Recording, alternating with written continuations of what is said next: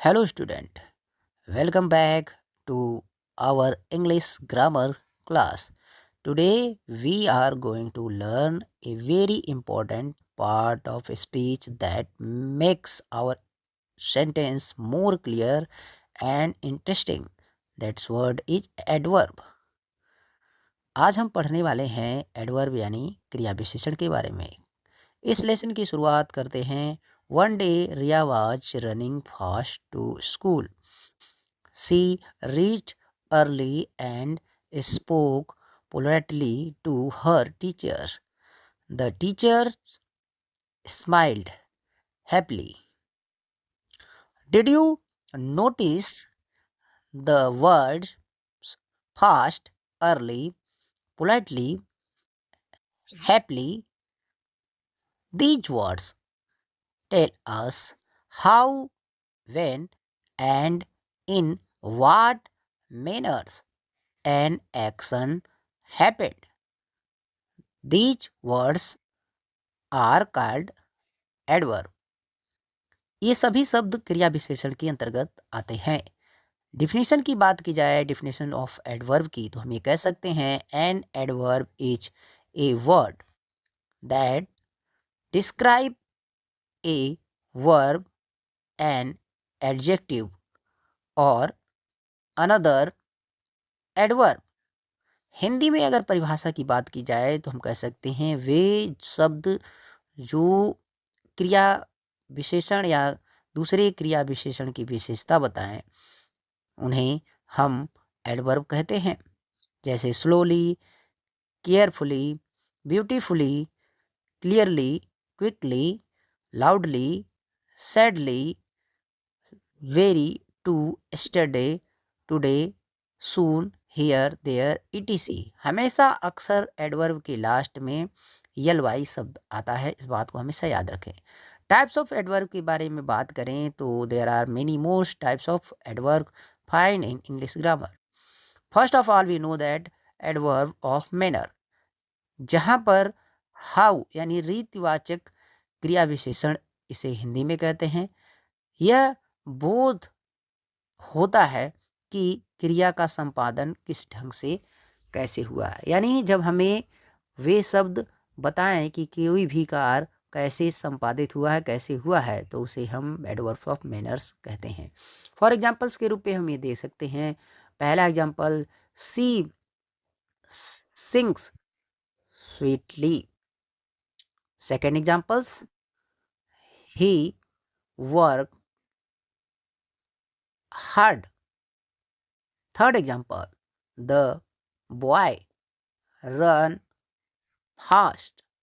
यहाँ पर sweetly, hard और फास्ट ये शब्द हमारे एडवर्ब ऑफ मैनर्स के अंतर्गत आते हैं, जो हमें काम कैसे हुआ है इसके बारे में बताते हैं।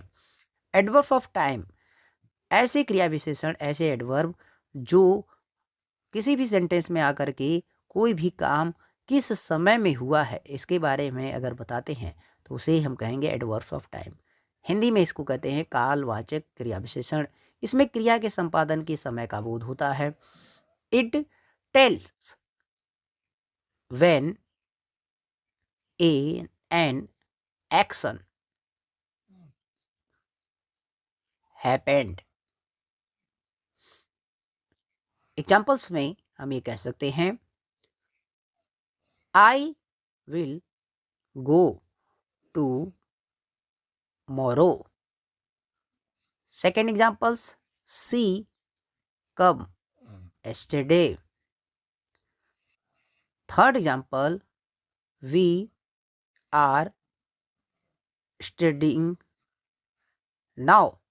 इन सभी सेंटेंस में जो समय वाले शब्द हैं जैसे टुमारो, एस्टरडे और साथ ही साथ नाउन, ये हमारे एडवर्ब ऑफ टाइम के अंतर्गत आएंगे, जो हमें एडवर्ब ऑफ टाइम के बारे में बताते हैं। थर्ड्स हम देखते हैं एडवर्ब ऑफ प्लेस, यानी ऐसे क्रिया विशेषण जो किसी भी सेंटेंस में आकर के किसी स्थान के बारे में बोध कराते हों, उनको एडवर्ब ऑफ प्लेस कहा जाता है, यानी स्थानवाचक क्रिया विशेषण। It tells where an action happened, यानी ये हमें बताता है कि कहाँ पर कोई कार्य हुआ है, किस तरीके से कोई कार्य किस जगह पर हुआ है। First of all we know that first example, he is standing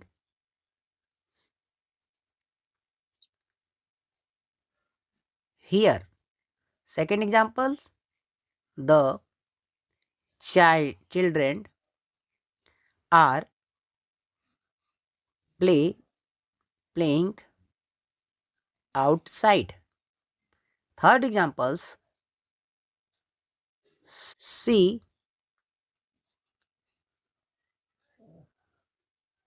went there. यहाँ पर हियर, आउटसाइड और देयर शब्द किसी प्लेस को बता रहे हैं, इसलिए एडवर्ब ऑफ प्लेस इनको कहा जाएगा।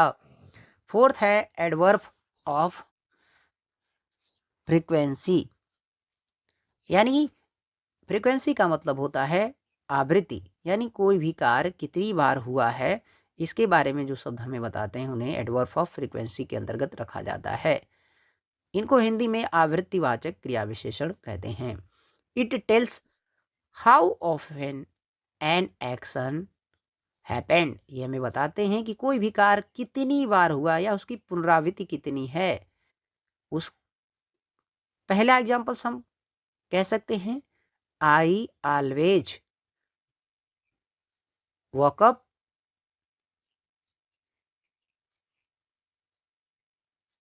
Early.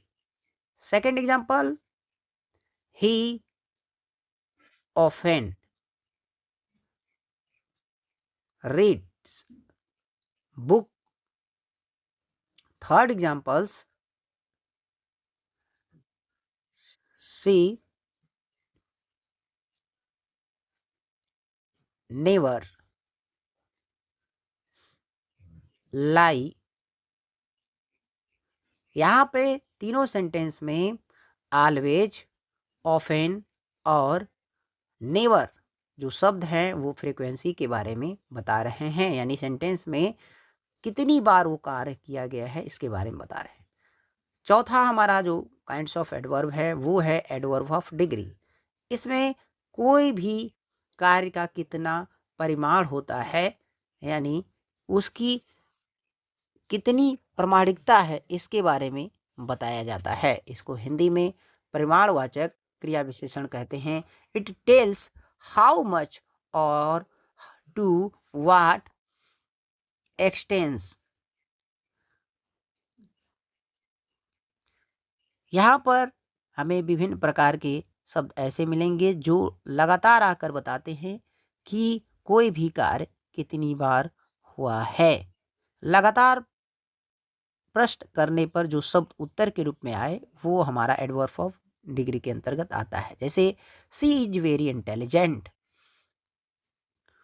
Second example, this box is too heavy. Third examples, I am quite tried.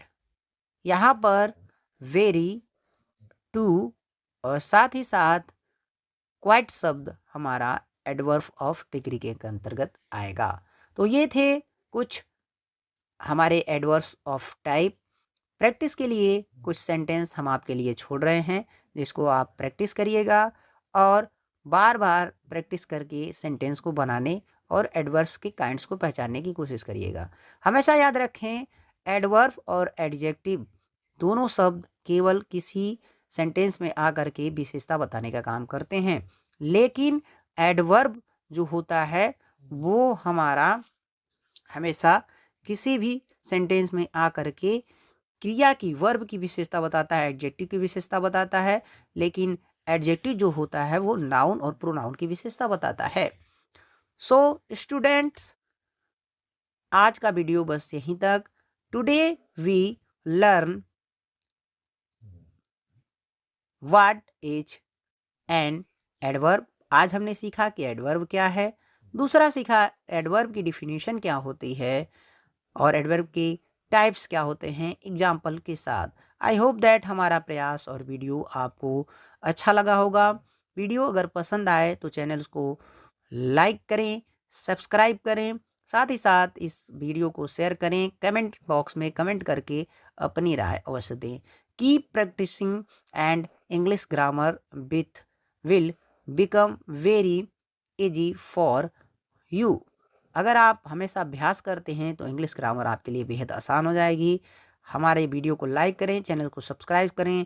Thanks for watching this video. मिलते हैं अगले इन्फॉर्मेटिव वीडियो में, तब तक बने रहें द लर्निंग हब चैनल के साथ।